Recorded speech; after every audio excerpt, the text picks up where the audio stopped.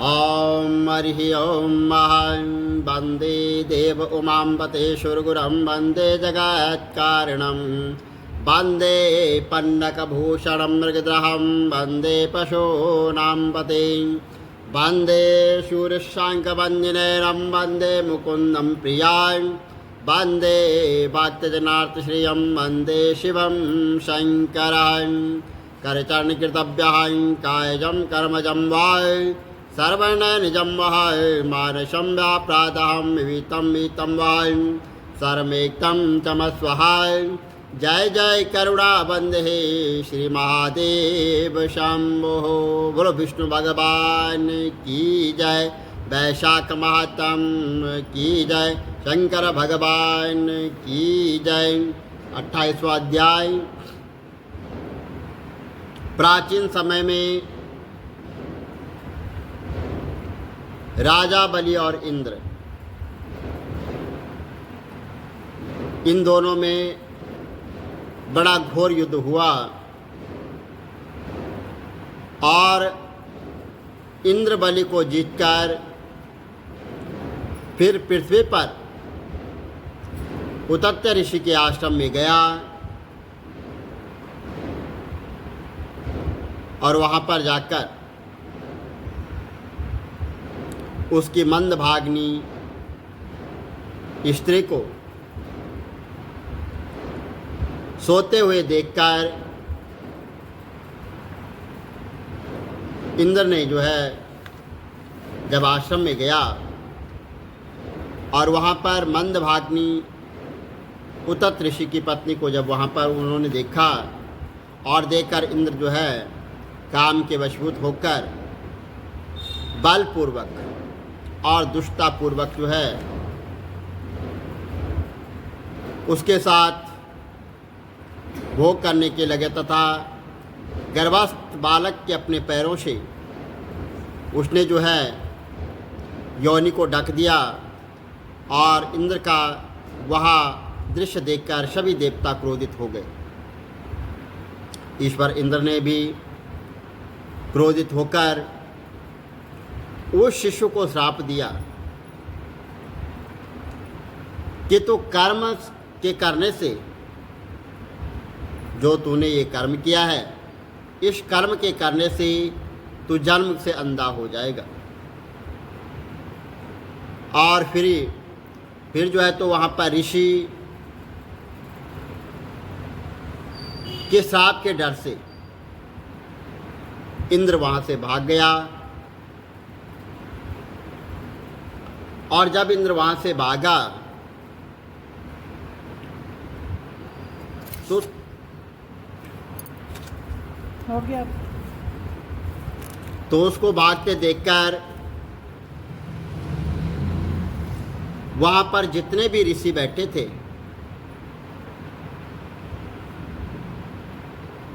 वह सब हंसने लग गए और वह लज्जा के मारे मेरु पर्वत की कंधार में जो है जो जहाँ पर वहाँ पर चला गया और वहाँ पर छिप गया और वहाँ पर बैठकर तप करने लगा। जब जो है तो इंद्र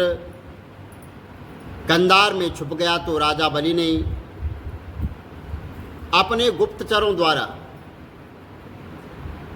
जो भी बातें वहाँ पर उतत ऋषि के आश्रम में हुई थी वहाँ पर उन्होंने अपने गुप्तचरों को भेजकर सब बातें जानकर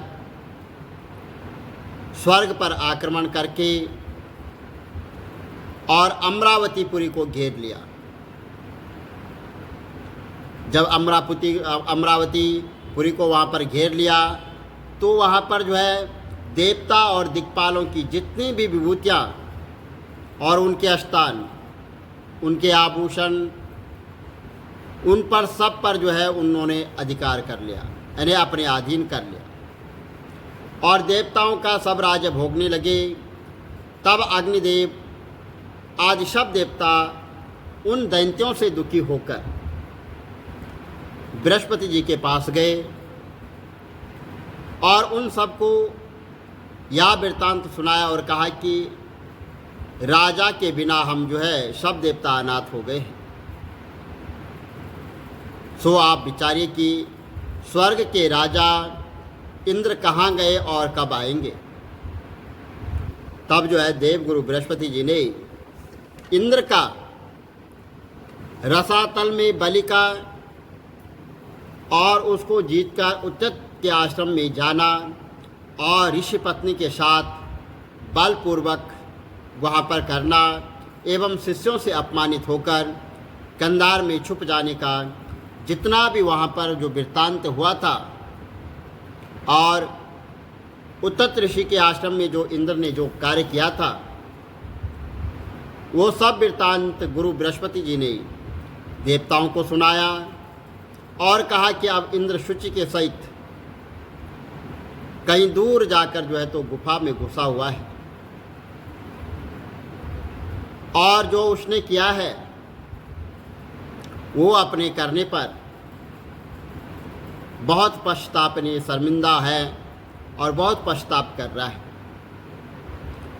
तो सब देवता उसी कंधार में जा पहुँचे और उसमें बैठे हुए इंद्र को देखकर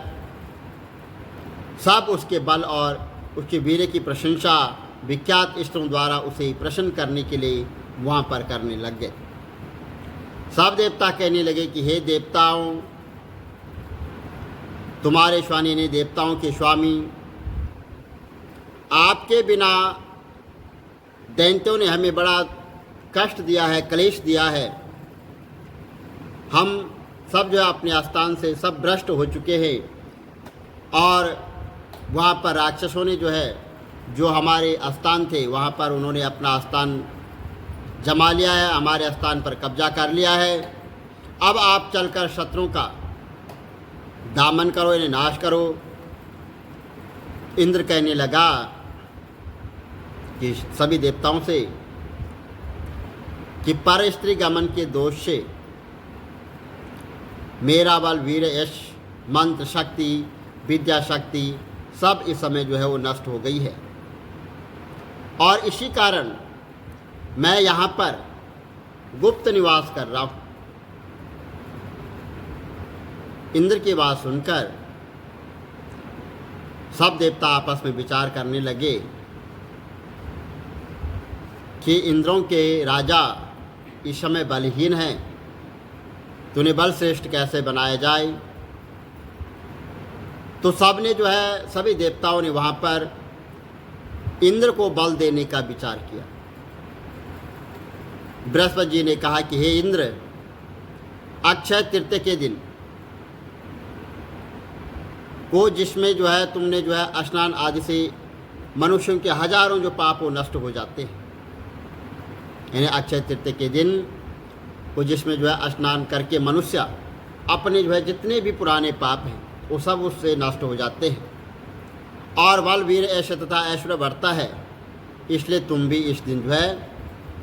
अक्षय तृतीया के दिन स्नान आदि करो। तो बृहस्पति जी के ऐसे वचन सुनकर इंद्र ने अक्षय तृतीया के दिन स्नान और दान आदि से वैशाख मास के धर्म को किया और इस भक्त देने वाले धर्म कार्य से उनके बल, वीर्यादि सब पूर्वता बढ़ गए तथा पर स्त्री गमन दोष पूर्वता वह जो है नष्ट हो गया और तब वह जो है पूर्वत हो गए और दैत्यों को जीतकर उसने अपना अधिकार प्राप्त कर लिया और अमरावतीपुरी में ही प्रवेश करके तभी से जो है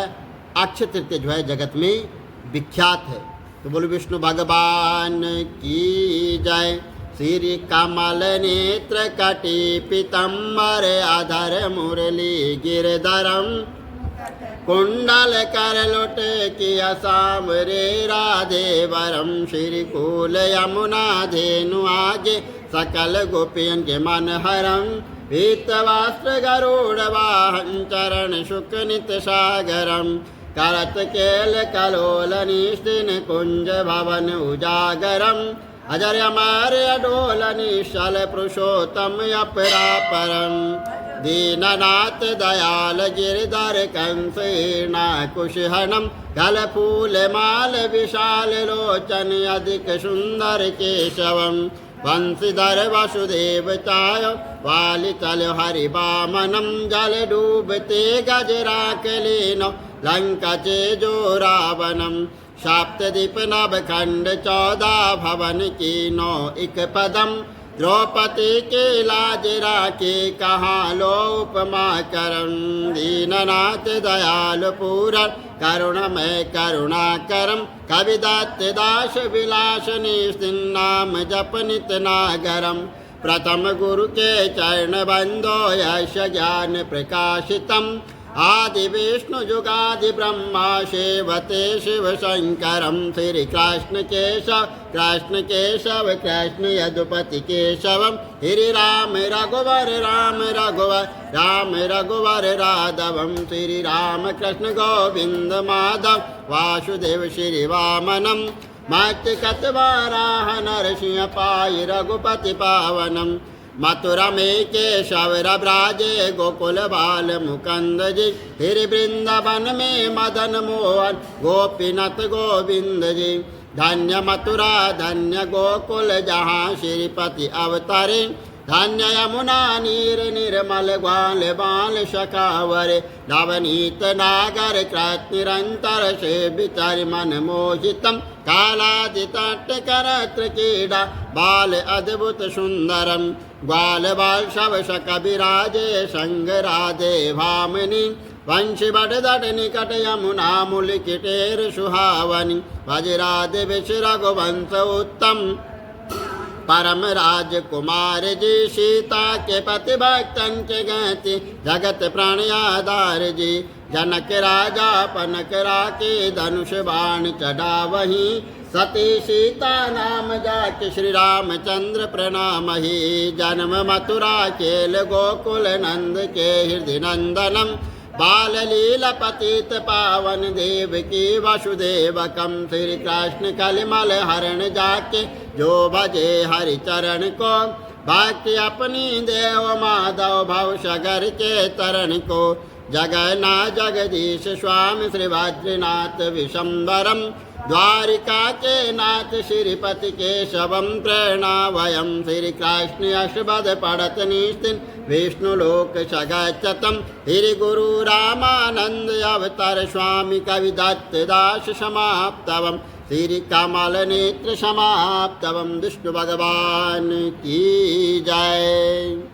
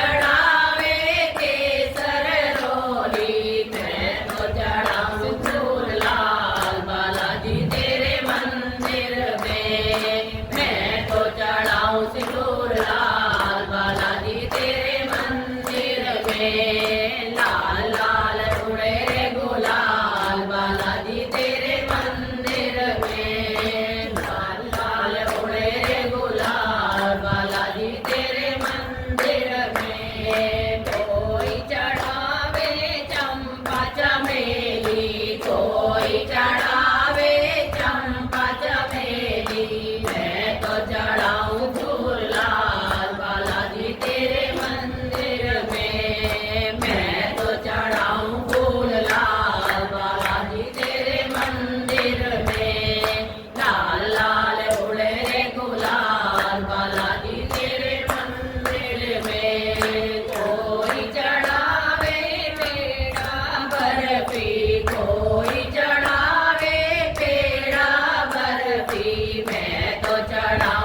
डोला